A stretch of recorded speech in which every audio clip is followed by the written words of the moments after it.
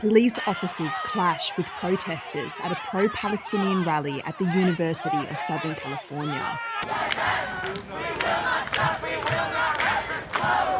These demonstrations have erupted at several college campuses in the United States, as students protest universities' financial ties to Israel and demand an immediate ceasefire to the Israel-Hamas war.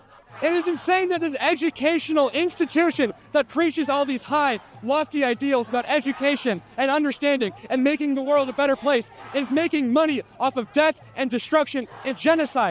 The action has led to hundreds of arrests. It began peacefully at New York's Columbia University 9 days ago. Students set up an encampment on the school grounds, demanding they cut investments from any company supporting Israel's war in Gaza. Columbia University says it's holding talks with protesters to reach an agreement to remove the encampment. And it's also given them a deadline by which to dismantle their tents. Just meters away, House Speaker Mike Johnston was at the Ivy League school to address its Jewish students. He also called on protesters to end their demonstration.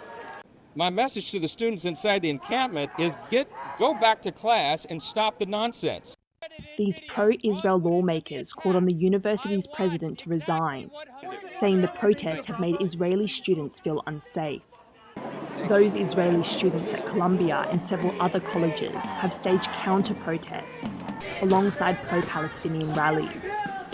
It's a complex issue for US President Joe Biden to navigate, given America's support for Israel in the war and his dependence on these young voters at this year's election. The president believes that free speech, debate, and non-discrimination on college campuses are important. They're important American values, and so he'll always be very clear. We will always be very clear about that here. A message that's unlikely to satisfy either side of the argument. And the movement is growing, with students in Paris now calling on the government to help Palestinians. But despite the crackdown from police in the United States and the country's alliance with Israel, these outraged students continue to camp on university grounds, making it clear they won't stop until there is tangible action against the devastation unfolding in Gaza. James Lin and Rosie Grenenger for TaiwanPlus.